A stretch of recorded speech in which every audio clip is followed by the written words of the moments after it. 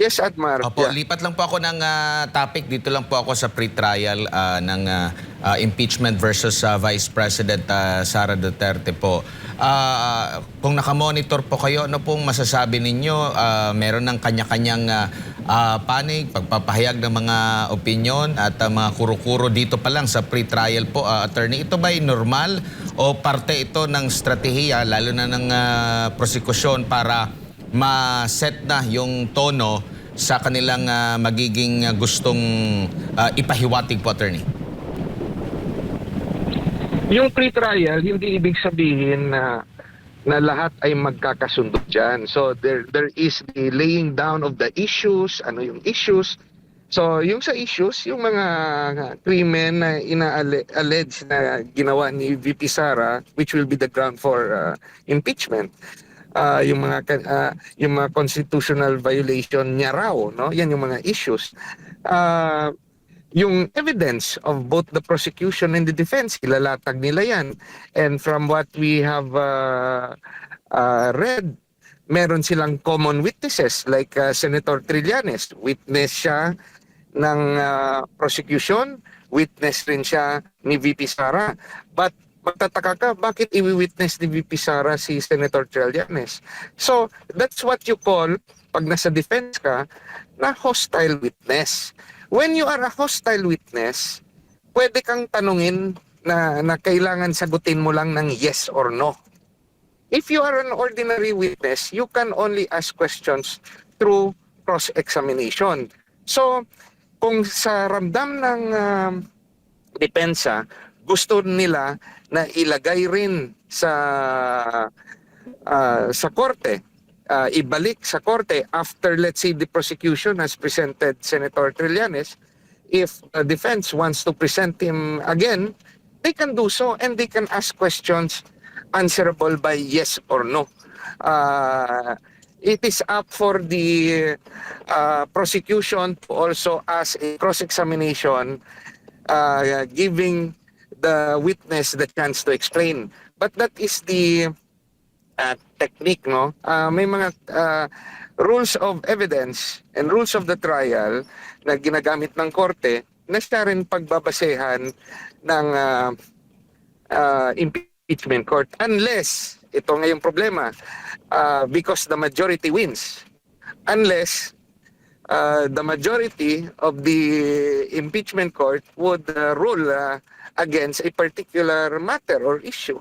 So that's why nag-aagawan yung dalawang panig ng control, because whoever is in control can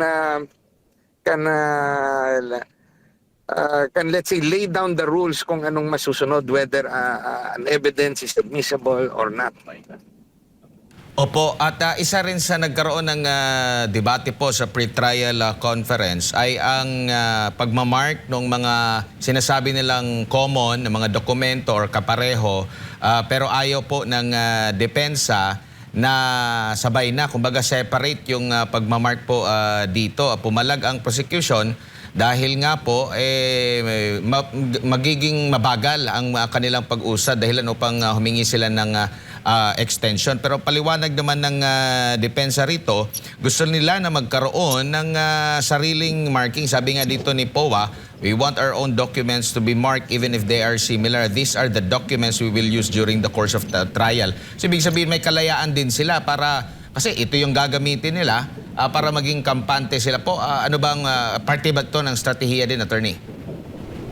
If I am part of the defense, I will separately mark may exhibits, no? Kasi for example, yung sa prosecution, i-mark nila exhibit A, B, C, D, E.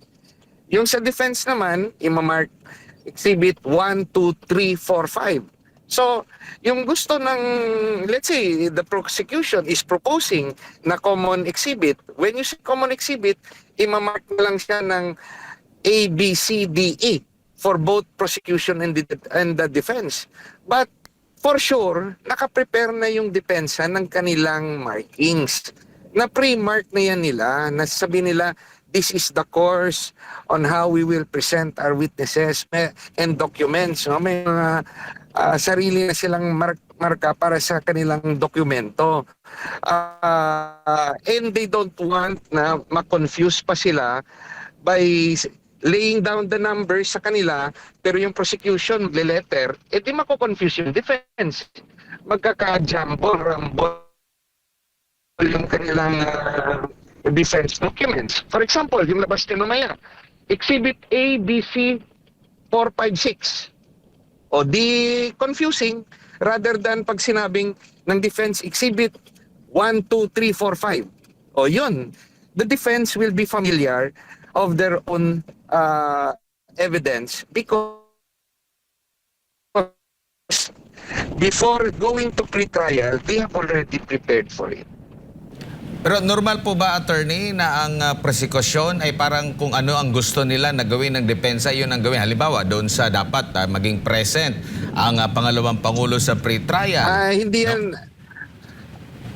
Sige po. Both parties are equal in the eyes of the court. And one party cannot force the other party as to the matter of strategy, as to the matter of presentation of witnesses and exhibits. So, minsan nga lang sa totoong buhay, nagpapalakasan ng boses. Yes, at yung kabila, ayaw ng gulo, papayag na lang na sabi ng sige, joint exhibit yun. Yan yung mga nangyayari. Yung iba dyan na nakikipagkaibigan para makuha yung gusto, no? So, but in this high-profile case, where both parties have the deep benches of trial lawyers, aside from the politicians nasa side ng prosecution, they are careful in the handling of their cases. No? So, may strategy in prosecution, may strategy in defense. But at the end of the day, ang magdidesisyon nito, hindi nga mga abogado yung karamihan. Kahit ano kagaling ng mga abogado, yung magdidesisyon nito, mga politiko na may kanya-kanyang konsensya, may kanya-kanyang biases, may kanya-kanyang kaalyansa. It will be a numbers game and nanonood ang taong bayan kung anong pupuntahan nitong impeachment trial. Opo, pero ang napapansin ng mga kababayan natin, mga netizens sa mga komento, itong mga pahayag ng prosekusyon na medyo maingay sila, marami silang mga puna, like kagaya dito sa pangongopya daw or mirroring doon sa mga dokumento at iba pang mga ebidensya, ina-adapt yung kanilang mga witnesses. Ito ay normal lamang po na nangyayari po, attorney, at hindi dapat gawing big deal ito sa impeachment court man at regular na korte. Normal lang yan kung ikaw ay isang trial lawyer. What would you prevent, no? What reason will you give if you're the prosecution to prevent the defense from presenting Senator Trillanes? I want to present him as a hostile witness. Karapatan yan ng depensa. Anong pakialam nyo kung gusto niyang i-present si Senator Trillanes? Because sa technique, a trial technique, pag hostile witness, you can present him with questions na hindi prinisinta ng prosecution. If you're the prosecution naman, you will just limit your questions to those questions advantageous to you.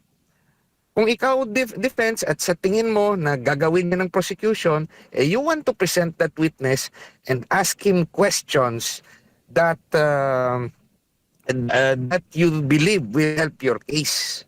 So, as to the manner of how Senator Trillanes, for example, received the information regarding bank accounts. How did he get the bank accounts? Do you think tatanungin niya ng prosecution? Hindi. Pero tatanungin niya ng depensa. You have to provide the name of the source, because if you cannot provide the name of the source, we will strike off the record your evidence. Hindi pwede It come from a poisonous tree. The fruit cannot be admitted in court because it comes from a poisonous tree. So, if I'm the defense, I'll do my best to help my client win the case also. Na sa tingin ko, inosente. O, ay yung mga ginagamit na ebidensya ay kinuha sa illegal na pamaraan. So, gagawin ko yan if you are a good trial defense counsel.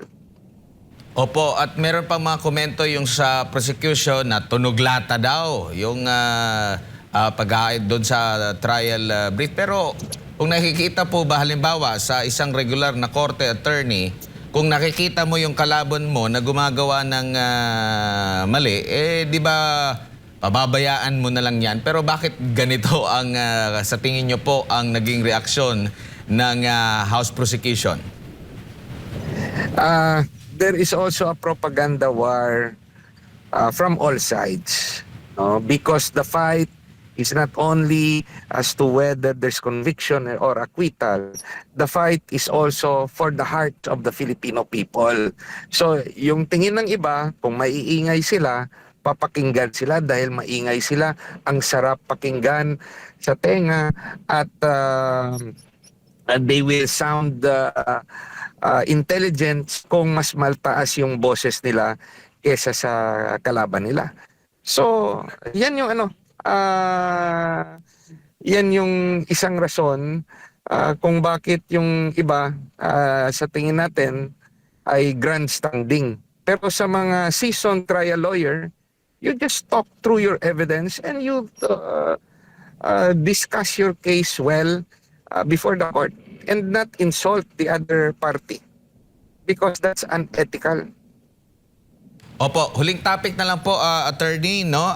Meron pong pahayag ang gobyerno, ang Malacanang ngayon, na tila ibabalik na sa susunod na taon or siguro ngayon na kasi ang budget na deliberation para sa next year, mangyayari yan sa huling bahagi ng taon. Isasama na ulit ang flood control funds. Ano pong nakikita nyo po dito, attorney? Ito ba'y talagang para na sa paglaban sa baha or in preparation sa 2028 at uulitin yung kanilang mga nagawa nitong mga nakalipas?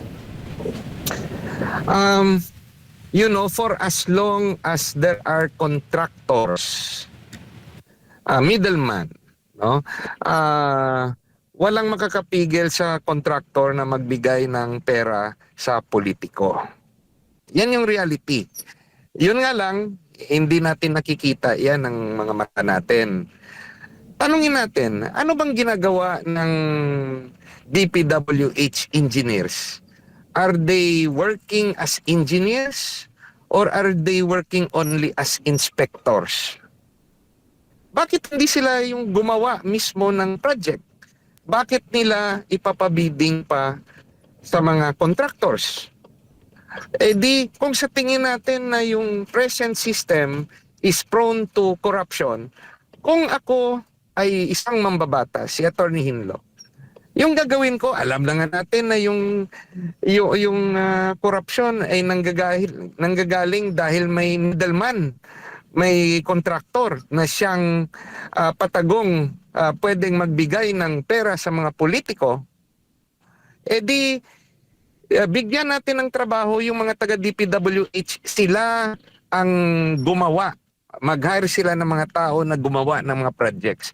Kahit umpisahan muna natin na ganito. Di mas maganda pa, marami pang trabaho na maibibigay ang gobyerno kasi gobyerno na mismo ang gagawa, mga government workers. Pag ganon, mahihirapan na mag-corruption kasi wala nang middleman. Pag may ninakaw ka sa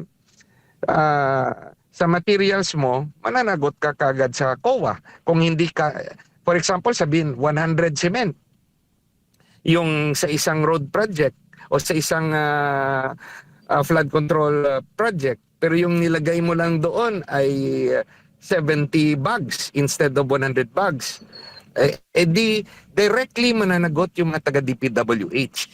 Hindi gaya ngayon, maghugas kamay sila at sasabihin yung may mali, yung kontraktor, hindi sinunod yung disenyo. So, I'm telling you, there is really a problem in our entire system. And our politicians keeps on doing it again and again and again. And the Filipino people keeps on bringing them back again and again. Hindi natin ina-address ang root cause. You're talking of flood control corruption? It happens. Sino nagbibigay ng pera? Yung may hawak ng project. Opo. Attorney. Yun. Yes, sir. Opo. Huli na lang. Bago yung pagbabalik ng flood control funds sa taong 2027, dapat hubang ipagpatuloy yung pagdinig ng Blue Ribbon Committee dito sa mga anomalya patungkol nga sa flood control at inaasahan ho ba ninyo? Or kayo ba'y umaasa na may pagpapatuloy yan sa ilalim ng bagong liderato ngayon ng Senado?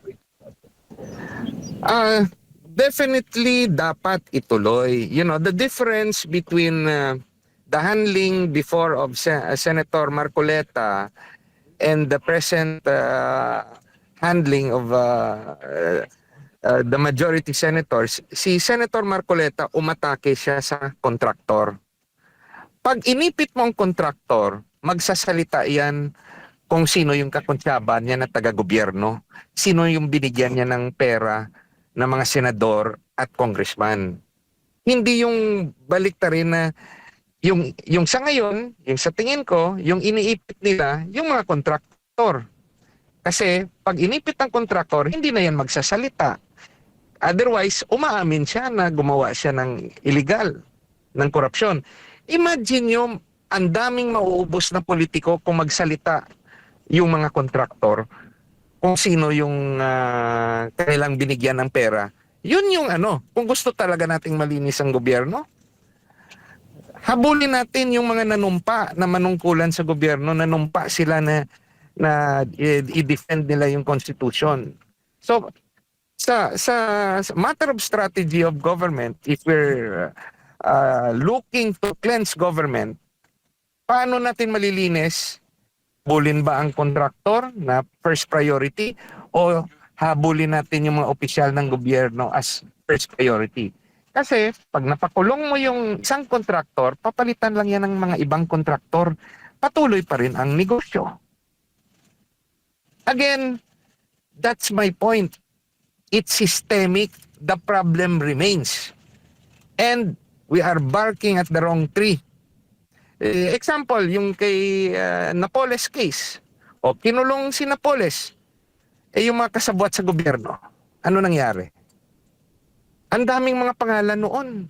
Pero dahil hindi natin binigyan ng plea bargaining si Napoles o witness protection, syempre hindi yan namin. Hindi yan magtuturo. O nandyan pa rin yung mga pangalan. Atin pa rin silang pinababalik sa pwesto. Walang katapusan at lumala ngayon. Opo, at naging focus ngayon yung impeachment sa halip na itong flood control anomaly. Hindi lang yan. Pati yung Tacloban, ifo-focus yung sa juvenile law. No? Mawawala na yung flood control. But getting back, flood control projects sa mga lehitimong lugar na binabaha, tama lang naman yun. But syempre, dapat mas stricto na tayo. No? Yung sinasabi ko lang kanina, kahit maging stricto tayo, hindi natin matipigilan ang korupsyon for as long as yung project sa mga daan, sa mga bridges, yung gumagawa ay contractor at hindi mismo ang DPWH.